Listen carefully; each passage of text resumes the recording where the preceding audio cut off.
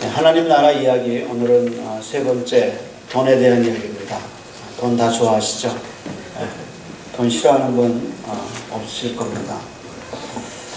돈에 숨겨진 비밀이 뭘까? 우선 본문의 이야기는 마태, 마가, 누가 세 복음서에 다 기록되어 있습니다. 오늘로 말하면 신문의 일면에 기록된 거죠. 중요하다 그 말입니다. 그래서 헤드 맨 앞에 나와서 볼 수 있도록 그렇게 되어 있습니다. 그렇다면 이 이야기의 중요성은 뭘까? 이 이야기의 핵심이 뭘까? 이 이야기는 이 청년이 하나님의 나라를 거절했다는 겁니다. 다른 거 없어요. 이 청년이 예수님의 초빙을 거절하고 돌아갔다 그겁니다. 예수님이 이 사실을 확인해 주셨는데 23절에 보면 청년이 가고 난 다음에 예수님이 제자들에게 말씀하시죠. 재물 있는 자가 하나님 나라 들어가기가 심히 어렵다.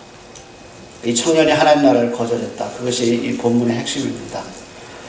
먼저 본문을 이해하기 위해서 여러분 두 가지 중요한 단어를 이해하셔야 합니다. 하나는 하나님의 나라, 또 하나는 부자입니다. 첫 번째는 하나님의 나라인데 누가복음에서 하나님의 나라라는 말이 맨 처음에 나온 것은 누가복음 6장입니다. 예수님이 산상수훈에서 말씀하시죠. 6장 20절에 가난한 자는 복이 있나니 하나님의 나라가 저희 것입니다. 아주 간단한 말이죠. 가난한 자는 복이 있나니 하나님의 나라가 저희 것이다. 하나님의 나라를 소유할 수 있는 자격자가 부자가 아니다. 그냥 가난한 자다. 이렇게 얘기하셨습니다. 예수님이 하나님의 나라 비유를 말씀하시는데 한 번도 그 나라의 구조나 그 나라의 내용을 말씀하시지 않았습니다. 더 재밌는 사실은 하나님의 나라에 대해서 물어본 유대인도 그 나라의 구조나 내용에 대해서 얘기하지 않았어요. 물어보지 않았습니다.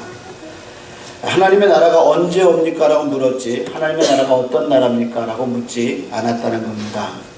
이건 예수님이나 유대인에게 하나님의 나라가 어떤 것이라는 공통의 분모가 있었다는 겁니다.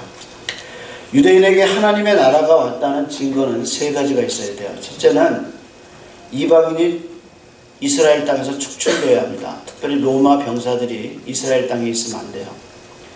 성전이 완공되고 메시아의 출현, 이 세 가지가 이루어져야 하나님 나라가 온 거라고 생각했습니다. 유대인들에게 로마 군인이나 빌라도가 여전히 유대 땅에 있는 것, 그것은 하나님 나라가 온 게 아니에요. 메시아의 출현과 함께 유대인이 중심이 되고 온 세계에 유대가 나라를 통치하는 메시아의 나라가 온 것이 하나님 나라가 왔다고 생각하는 겁니다. 근데 예수님의 말씀하신 하나님 나라 증거는 뭘까? 그래서 로마 병사가 빌라도가 축출되는 것이 아니라 사단의 세력이 무너진 겁니다. 그래서 예수님의 시각에서 하나님의 나라는 로마가 무너지는 게 아니라 사단의 권세가 무너진 거예요. 그래서 여러분이 복음서에 보면 귀신 쫓아내는 얘기가 그렇게 많은 것은 예수님이 귀신을 쫓아냈다 그것이 아니라 하나님의 나라가 왔다는 겁니다. 그래서 사단의 권세에 묶여서 복음을 듣지 못했던 사람들이 점점 하나님의 복음의 나라로 건너오기 시작했다. 그것은 사단의 세력이 무너지기 시작했다는 거예요. 그게 하나님 나라가 온 증거라는 겁니다. 그런데 그 하나님의 나라를 복음서에서는 누가 가질 수 있느냐? 예수님은 직접 말씀하시기를 가난한 자가 소유할 수 있다 이렇게 얘기하셨어요. 두 번째는요, 중요한 단어는 부자입니다. 누가복음에서 부자라는 말이 맨 처음 나온 것은 누가복음 1장이에요. 마리아가 예수님의 어머니 마리아가 성령으로 예수님을 잉태하고 노래하죠. 그 노래 중에 1장 53절에 보면 이렇게 얘기했어요. 줄인 자는 좋은 것으로 배불리고 부자는 빈손으로 보낸다 그랬어요. 여기서 줄인 자라는 말은 가난한 자라는 거예요. 가난한 자는 하나님이 좋은 것으로 주시지만 부자는 얻을 게 없다. 이것이 누가가 생각하는 부자의 개념이에요. 1세기 당시에 유대인들에게 부자라는 것은 하나님의 축복을 받은 사람이에요. 그래서 부자는 하나님과의 언약 관계 속에서 특별 은총을 받은 사람이라는 것이 유대인들의 생각이에요. 이런 세계관을 갖고 있는 제자들과 당시 사람들에게 예수님은 부자가 하나님의 나라에 들어가기가 어렵다고 얘기했을 때 25절에 보면 제자들이 깜짝 놀랐다 그랬어요. 자기가 생각했던 개념과 예수님이 다른 말씀을 하신 거예요. 지금까지 부자는 하나님의 축복 속에 있다는 유대인이 가지고 있는 개념을 예수님이 무너뜨린 겁니다. 본문에 나오는 부자 청년의 이야기는 이런 누가의 시각에서 봐야 돼요. 공관복음을 종합해보면 이 사람은 세 가지 특징이 있어요. 첫째는 비교적 젊은 사람이라는 겁니다. 두 번째는 정부 기관에서 일하는 관리였습니다. 그러니까 돈도 많죠. 권력도 있죠. 대단한 겁니다. 청와대에 들어간 어떤 비서관이 정부 관료 중에서 제일 돈이 많다고 그러잖아요. 수백억을 갖고 있는 것 같아요. 권력도 있죠. 돈도 있죠. 거기다가 마지막으로 우리가 다 좋아하는 부자라는 겁니다. 다 갖고 있어요. 여러분, 젊은 청년이 부자라는 말은 스스로 재물을 얻은 게 아니라 물려받은 겁니다. 청와대에 있는 비서관도 물려받은 거예요. 장인은 주고 아버지가 주고 물려받은 구조예요. 쉽게 말해서 영어 속담대로 하면 은수저 물고 태어난 귀족이죠. 그렇다면 가난은 뭘까? 가난은 이런 겁니다. 가난을 학문적인 정의나 아니면 어떤 논리로 설명하지 말고 현실로 한번 가난을 생각해 봅시다. 서울 어느 가난한 지역에 공부방을 열었습니다. 서울시가 가난한 지역의 아이들의 학습과 또 아이들이 비행 청소년이 되는 것을 막기 위해서 전문가의 도움을 받아서 만들어낸 제도가 공부방입니다. 공부도 가르쳐주지만 더 중요한 것은 아이들에게 밥을 준다는 겁니다. 어느 공부방의 한 아이가 장남인데 아버지가 중학교 1학년 때 돌아가시고 어머니는 재혼을 해서 사는데 어머니는 삶에 지쳐서 신경이 늘 날카롭고 식사를 차려주지 않습니다. 근데 이 어머니가 재혼해서 부부는 나라에서 주는 보조금을 받기 위해서 혼인신고를 하지 않고 살았습니다. 어머니는 정말 삶에 지쳤습니다. 그래서 아이에게 방치 비슷하게 했습니다. 그러니까 방치한 게 아니라 할 수가 없는 거예요. 아이를 돌볼 수가 없는 구조예요. 그런데 상담원이 아이는 상담원에게 자기 집에 대해서 특별히 얘기하지 않고 특별히 아버지에 대해서 얘기하지 않았답니다. 그런데 이 아이의 특징을 잘 보니까 아이가 반찬 중에 고기가 나오면 토할 때까지 먹는다는 겁니다. 그게 일회성이 아니고 아이는 습관적으로 고기만 나오면 토할 때까지 그 고기를 먹는다는 겁니다. 부잣집 자식들은 고기 먹으면 몸에 안 좋다고 야채를 먹일 때 이 아이는 고기 먹는 기회가 사라질까봐 토할 때까지 먹는 거, 그게 가난입니다. 가난이 이런 거예요. 어떤 분이 가난을 정의하기를 먹고 싶은데 먹을 수 없고 입고 싶은데 입을 수 없고 가지고 싶은데 가질 수 없고 누구하고 말하고 싶은데 말을 붙여주지 않아요. 가난하기 때문에. 그게 가난이에요. 그럼 부자는 뭐냐? 부자는 먹고 싶을 때 언제나 먹을 수 있고 가고 싶은 데는 언제나 갈 수 있고 가지고 싶은 건 언제나 얻을 수 있는 거. 그리고 사람이 너무 많이 와요. 부자니까. 그게 부자예요. 가난한 교회는 어떤 교회냐? 아무도 오려고 그러지 않아요. 부자 교회는 어떤 거냐? 그 교회가 날 안 불러주나 기다리는 교회. 부자 교회.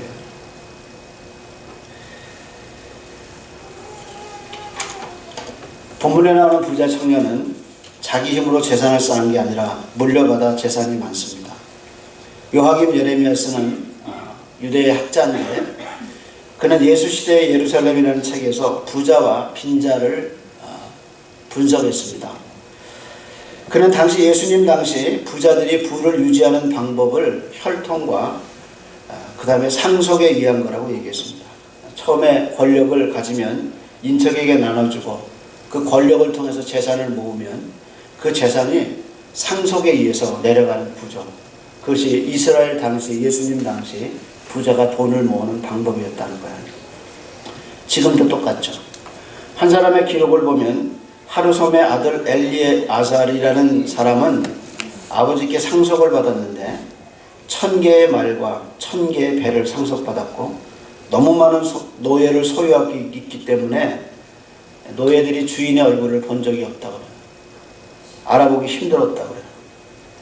여기 나오는 이 청년이 부자고 관리라는 말은 바로 이런 사회적 배경에서 보면 이 청년 중에 누가 중요한 인척이 예루살렘에 권력을 쥐고 있고 그리고 그 대대로 이런 상속에 의해서 돈을 이어받은 겁니다.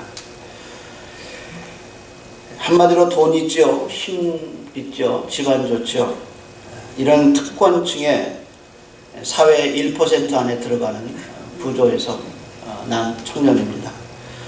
근데 이런 사람들 중에 되게 동물적인 삶을 사는 사람이 많죠. 그렇잖아요. 남자가 돈 있고 권력 있고 그럼 그 돈과 권력을 어디다 쓰겠어요? 그런데 이 청년은 그렇지 않았다는 거예요. 예수님이 이 청년에게 제일 먼저 계명을 물어볼 때 제일 먼저 물어본 게 간음이에요. 누가는 그것을 얘기하고 있어요. 간음하지 말라. 이 계명부터 먼저 물어봤어요.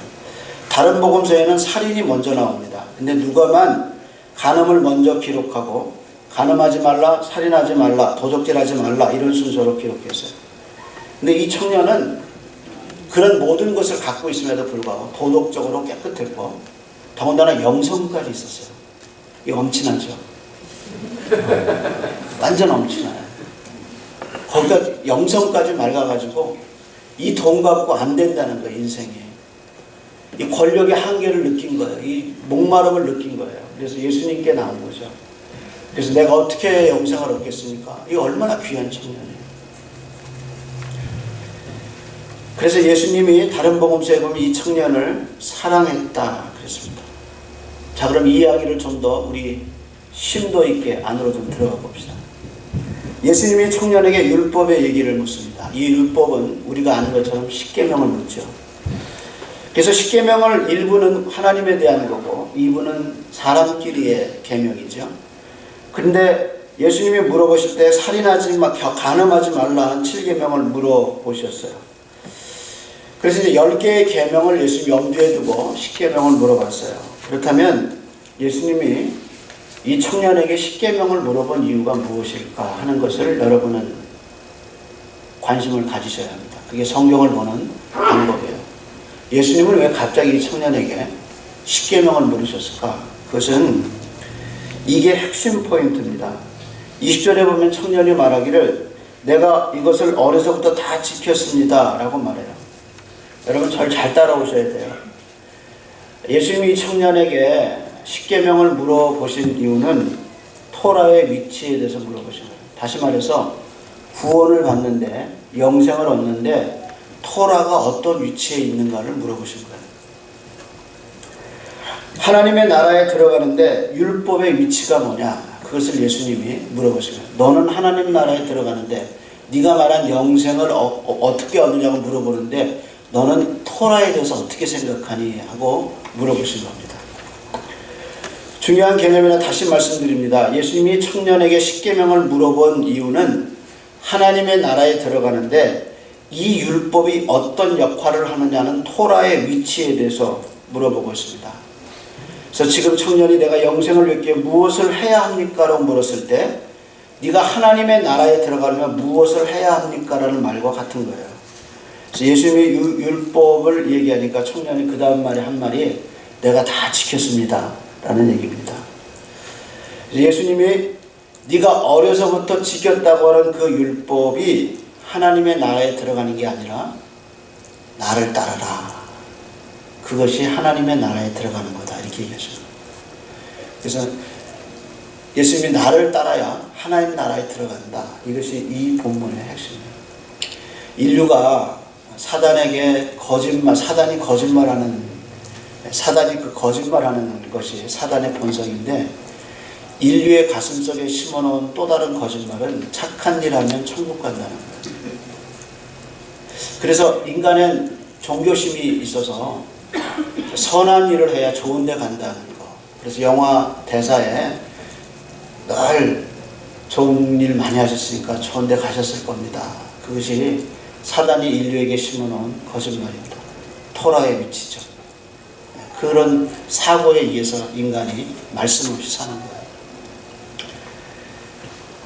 비슷한 말씀이 마태복음 11장에 나오죠. 수고하고 무거운 짐진 자들 다 나에게 오라. 내가 너희를 쉬게 하리라. 이 초청은 율법의 멍에 아래서 선한 일을 해야 구원을 받을 수 있다는 율법의 멍에 아래서 있는 사람들에 대한 예수님의 초청이에요. 그래서 하나님의 구원이 이루어질 게 아니라 너는 나를 따라야 된다. 이것이 예수님의 말씀입니다. 그래서 내가 지는 멍에를 메라. 지금 이 청년에게도 율법은 그림자고 나는 율법의 완성이다. 토라는 그림자고 나는 토라의 완성이다. 나를 따라야 영생을 얻을 수 있다. 이렇게 얘기하신 겁니다. 이제 그 다음 포인트. 하나님의 나라에 들어가려면 예수를 따라야 되는데 이 청년이 예수 따르는데 장애물이 있었어요. 그것이 뭐죠? 그것이 부라는 거예요. 돈이라는 거예요. 근데 누가는 이 청년이 큰 부자임으로 이렇게 얘기했어요. 그냥 부자가 아니라 큰 부자임으로 예수님을 따를 수 없었다. 이렇게 얘기하는 겁니다. 그래서 예수님이 내 재산을 다 팔아라. 이건 복음서 기록 중에 아주 특이한 기록입니다. 돈 좀 있는 분들이 이 성경 보면서 걱정하죠. 예수님 오늘 밤이라도 미안하지만 예수님 그런 분 아니에요. 자식 어렵게 키웠는데 아브라함처럼 바치라고 하면 어떡하나. 하나님 그러시지 않아요. 괜히 그 걱정이에요. 예수님이 다른 사람에게 이렇게 말한 적이 없습니다. 예수님은 이 청년이나 또 부자나 부를 비난하시지 않아요. 만약에 예수님이 부에 대해서 비난했다면 하나님 자신이신 예수님이 금도 은도 내 것이라고 말씀하시지 않았을 거예요. 근데 문제는 이 물질이 하나님을 대신할 때,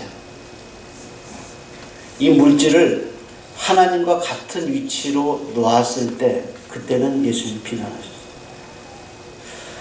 그래서 이 물질이 하나님을 대신할 때 비난을 받게 했어요. 그래서 예수님이 네가 하나님과 재물을 그 다음 말에 겸하여 섬길 수 없다. 왜냐하면 사람들이 하나님보다 돈을 우선해 둘 때 그 돈은 영적 파워를 갖고 있다. 십계명의 측면에서 말하면 제1계명 하나님 외에 나 외에 다른 신을 내게 잊지 말라는 그 1계명을 청년이 깬 거예요. 그래서 하나님 대신 돈이 이 청년의 삶에 하나님이 되고 있어요.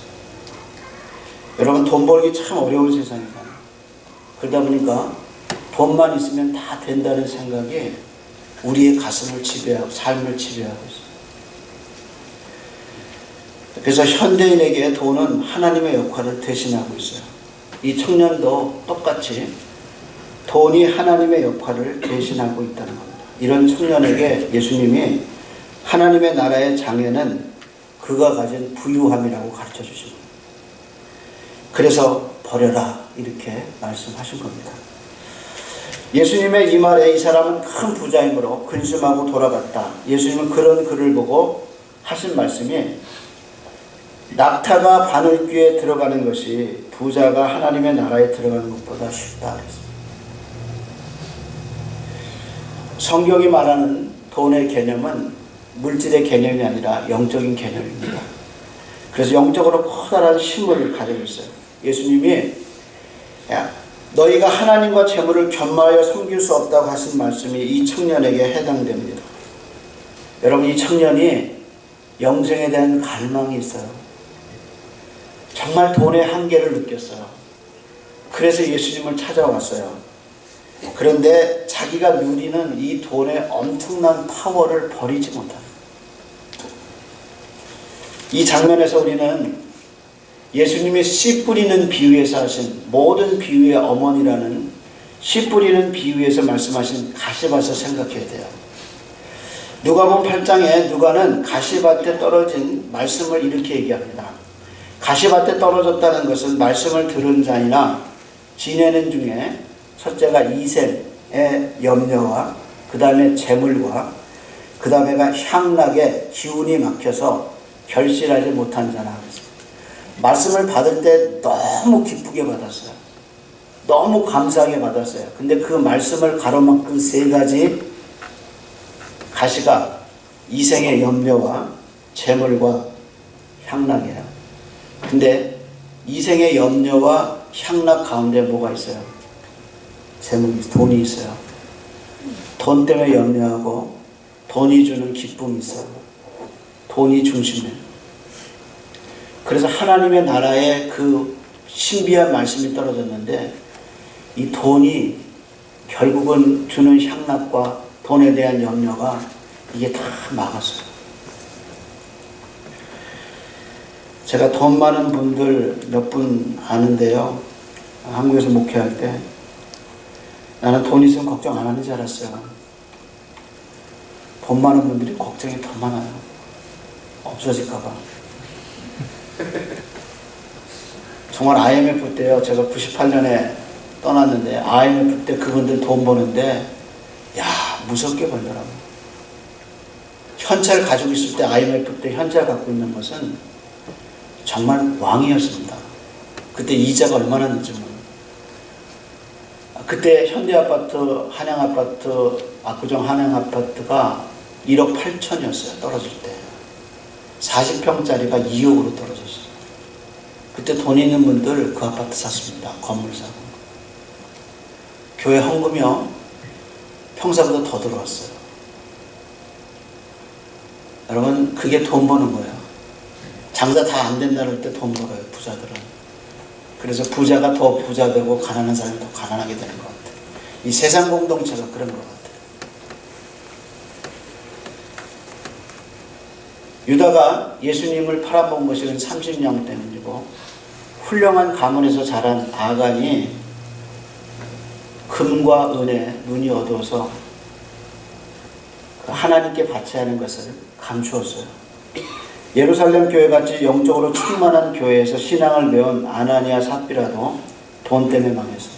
이 말은 당신이나 저나 돈 때문에 언제든지 예수를 버릴 수 있는 가능성을 지닌 사람이에요. 오직했으면 전도서와 그 다음에 잠언에서 지혜자가 얘기하잖아요. 하나님 나를 부하게도 마옵시고 가난하게도 마옵소서. 누가는 이 청년의 얘기를 통해서 영생을 얻고 싶고 하나님의 나라에 들어가고 있는데 가장 큰 적대 세력은 죄송하지만 돈이라는 거예요. 누가의 시각으로 처음부터 이 돈이 가지고 있는 영향력을 물질로 보지 않고 영적인 모습으로 봤다. 제가 아는 친척 중에 한 분이 경기도 근방에다가 사냥집을 크게 짓고요. 사냥개를 수입했어요. 3마리인가 키웠는데 제가 집에 갈 때마다 참 그 사냥개가 참 좋은 개다라는 걸 느낄 수 있는 건 뭐냐면 저 개에 대해서 잘 몰라요. 똥개만 알지. 이 개는요 수입한 개인데 그 정원에다 딱 개를 풀어놓으면 다 헌병서 입고 서 있어요. 저는 방위 출신이라 헌병이 어떻게 서 있는지 잘 보거든요. 딱 서 있는데요. 개가 귀 하나도 깨끗하네. 주인이 부르기 전에는 그 자리에 항상 서 있어요. 아 이게 사냥개가 족보있는 개가 이런 개구나 제가 느꼈어요. 근데 그 3마리 중에 1마리가 없어졌어요. 그 주인이 그 개를 찾기 위해서 온 동네 산을 다 돌아다녔어요. 한 일주일인가 지나서 개가 돌아왔는데요. 주민들이 산에 설치놓은 그 절단기 있죠. 그 덫을 쇠로 된 덫이 발을 잡은 거예요. 근데 그 개가요, 그 절단기 있는 그 덫도 굉장히 커요. 그 덫을 땅을 파고 그 맨 밑까지 입에 물고 온 거예요. 아, 똥개는 죽었어요, 일찍이. 근데 혈통 있는 개다. 그걸 땅 밑에까지 다 파고, 그리고 일주일 만에 지가 돌아왔어. 피 흘리고 주인이 그 개를 살리기 위해서 정말 애를 썼는데 바이러스 때문에 개가 죽었어요. 충성스러운 개가 집에 가고 싶은데 발목이 잡혀서 갈 수 없고 그 발목이 끊어질 때까지 노력해서 절단기를 끌고 왔는데 죽은 것처럼 우리의 삶 속에서 끊임없이 우리의 발을 지치게 만들고 걸음을 지치게 만드는 것이 돈이라는 것을 인정해요. 이 돈이 그렇게 무서운 거예요.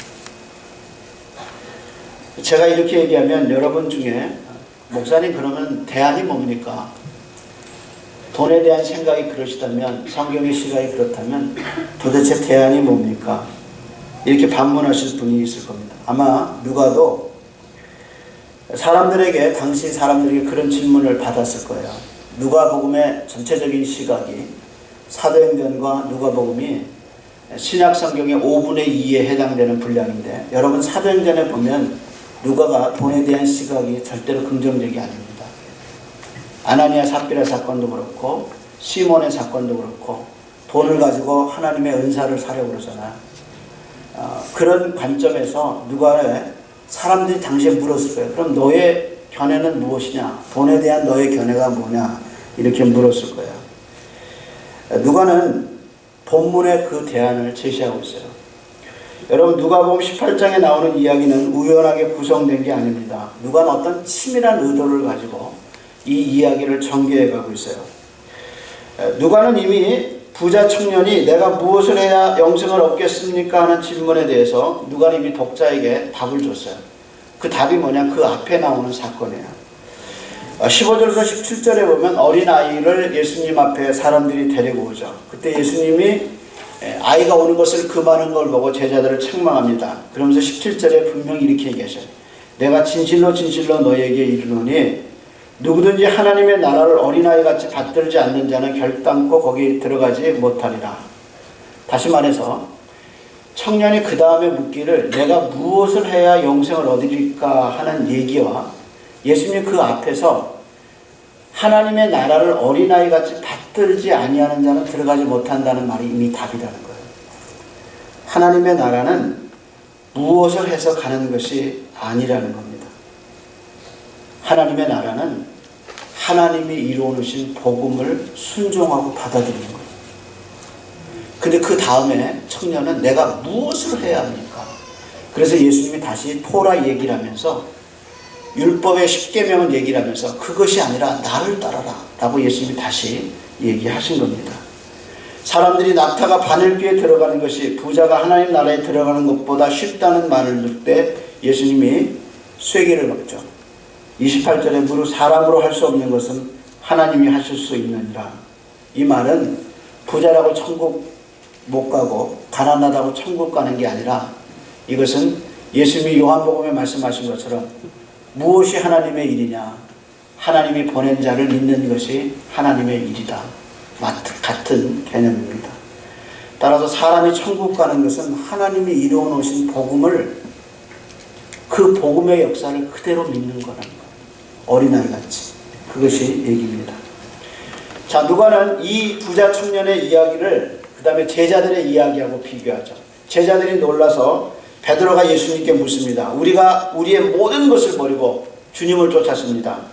예수님이 진실로 진실로 너에게 이르노니 하나님의 나라를 위해서 집이나 형제나 아내나 부모나 자녀를 버린 자는 현세에서 여러 배 받고 내세에서 영생을 받지 못할 자가 없느니라. 이렇게 얘기하셨어요. 자, 그래서 예수님이 누가복음 안에서 18장 안에서 부자 청년과 베드로의 이야기를 나란히 비교하면서 독자들에게 이렇게 말하는 것 같아요. 한 사람은 자기가 가진 돈 때문에 예수님의 부르심을 거절했지만 또 다른 그 다음 베드로는 주님의 부르심을 받고 자기가 가진 모든 것을 버리고 주님을 쫓았습니다. 여러분 이 둘 중에 누가 영생을 얻겠습니까? 하고 묻는 것과 똑같다는 거예요. 그래서 앞에 나오는 어린아이의 이야기, 부자 청년의 이야기, 그 다음에 베드로의 예수님을 따른 이야기, 이 모든 것을 통해서 하나님의 나라는 그리스도를 쫓아감으로 얻는 거예요. 저는 예수님이 하신 이 말씀, 네가 땅에서 여러 배나 받고 넷에서 받을 자가 없다는 말을 하나님이냐 돈이냐라는 책을 쓴 프랑스 신학자인 자크 엘룰의 말을 따라서 해석하고 싶어요. 이분은 청지기의 개념을 그 책에서 얘기했습니다. 창세기에서 하나님이 아담과 이브에게 세상을 지어놓고 다 맡기시죠. 그때 맡기실 때 생육하고 번성하고 이것을 다 맡겼습니다. 그래서 그 창세기에 맡기셨을 때 인간이 하나님의 선한 청지기가 되어서 그 모든 세계를 관리했는데 그때는 죄를 짓기 전이랍니다. 그런데 인간이 타락하고 난 다음에는 그 하나님의 청지기로서의 삶이 불가능하다는 거예요. 그래서 그리스도가 오셔서 죄에 빠진 인간을 회복시키시고 다시 그 인간에게 이 세상을 다스릴 수 있는 청지기의 사명을 다시 주셨다는 거예요. 이 말은 인간이 청지기로 살 수 있는 힘이 유일하게 신앙 안에서는 가능하다는 거예요. 그래서 자꾸 엘룰은 그런 이야기를 합니다. 하나님이 재물을 맡기 전에 그 사람의 그릇을 보신다. 맡길 만한 그릇이 되면 하나님이 맡기신다는 거예요. 저는 제가 생각해봐도 나는 돈을 맡을 그릇이 못해요. 저는 정말 돈을 가지고 있으면 전 얼마든지 교만하고 죄를 지을 수 있어요. 저는 돈이 많은 것이 두려워요.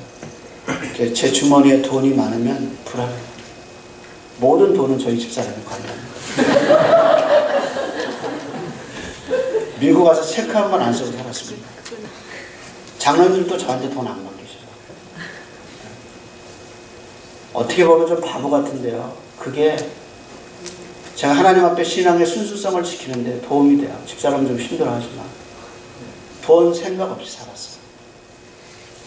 그래서 돈 많은 분에게 머리 숙이지 않습니다. 돈 없는 분들에게 그렇게 안 하려고 노력을 해요. 근데 죄성은 늘 있는 것 같아요. 돈에 대한 갈망, 그건 있는 것 같아요. 여러분, 하나님이 왜 나한테 돈을 안 주시나? 당신 돈 주면 타락할 수 있는 가능성이 참 많아요. 그래서 지금 있는 것을 만족하고 살아요. 서울 가면 참 큰 교회 하는 친구들 많습니다. 근데 부럽진 않아요. 난 그렇게 살고 싶진 않아요. 그런데 저는 큰 교회 하면 교만할 것 같아요. 참 먹는 거 좋아하고 폼나는 거 좋아하는 제가 분명히 타락할 가능성이 많아요. 필라델피아 한쪽에 조그만 하나님의 공동체를 섬기는 것이 저의 숙명이라면 평생 감사하고 섬길 것 같아요. 그것이 하나님 앞에 순수성을 지키고 믿음을 지키는 일이라면, 그것이 제가 걸어가야 할 길이라면 은혜로 걸어가요. 사람들이 큰 교회 좋아합니다. 브랜드화된 교회. 어디 교회 가면 그 교회 출신이면 마치 신앙이 좋은 것 같은, 다 착각입니다. 하나님이 우리를 잘 아셔요. 그렇기 때문에 가지고 있는 거, 처한 모든 것에 하나님께 감사해야 합니다. 제가 지금 말씀드린 이 예화가 본문을 이해하는데 도움을 줄 거라고 생각해서 말씀을 드립니다. 노벨상과 함께 서구에서 유명한 상이 템플턴 상입니다. 이 상은 전 세계에서 상금이 가장 많은 상으로 73년에 마더 테레사가 받았고요. 76년에는 영국의 대처 수상이 받았습니다. 우리나라에서는 한경직 목사님이 받았고, 그때 그 자리에서 자신이 일본의 우상에게 절했던 사건을 회개했던 그런 역사도 있었습니다. 근데 이 상은 1966년 영국 버킹엄에서 또 다른 사람 하나가 이 템플턴 상을 받았는데, 그 사람이 바로 CCC 총재인 빌 브라이트 박사입니다. 그 시상식 자리에서 그는 자신이 만난 하나님을 이렇게 간증했습니다. 이 글은 그때 라디오를 통해서 중계되었는데, 지금 제가 읽어드리는 글은 그분의 간증의 일부입니다. 젊은 날에 저는 유물론자였고 또한 인본주의자였습니다. 따라서 저에게 있어서 인생의 성공이라는 것은 돈을 많이 벌어 가지고 싶은 것을 다 소유하고 명예와 권세를 가지며 사람들의 칭찬을 받는 그런 것이었습니다. 하나님, 성경, 구속자라는 단어들은 저의 삶과는 무관한 것들이었습니다. 고등학교, 대학원을 졸업하는 동안, 오클라호마 대학에서 가르치는 동안, 또한 그 후에 캘리포니아 헐리우드에서 개인 사업을 하는 동안 저는 어떻게 하면 돈을 많이 벌어서 부자가 되어 행복하게 살까 하는 이기주의적이고 유물론적인 생각으로 가득 차 있었습니다. 그러나 어느 날 절대 주권자이신 하나님의 손길을 깨달았습니다. 어느 노 부부의 권유로 저는 처음으로 교회에 나가게 되었고 그날 최초로 그 교회에서 위대하신 창조주 하나님의 말씀을 듣게 되었고 그분을 소개받게 되었습니다.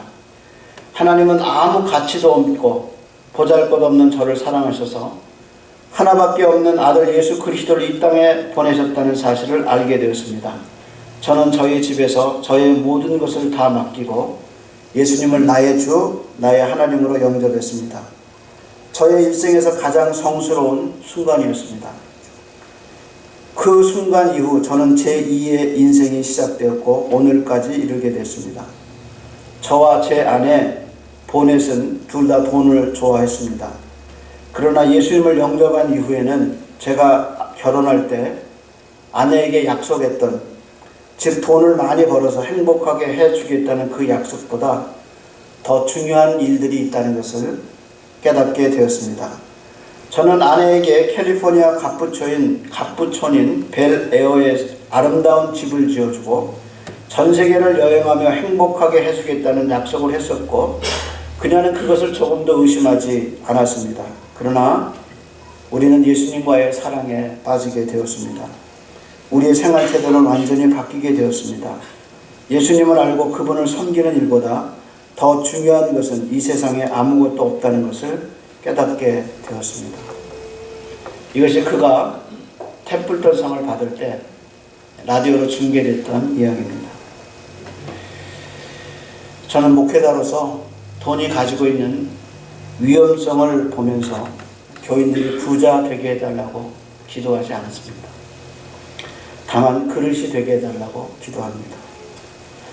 교회도 그릇이 되게 되는 것이 중요하다고 기도합니다. 작든 크든 예수님을 사랑해 가진 것이 많든 적든 예수님을 사랑하는 그것이 우리의 행복이라고 우리의 길이라고 믿고 있습니다.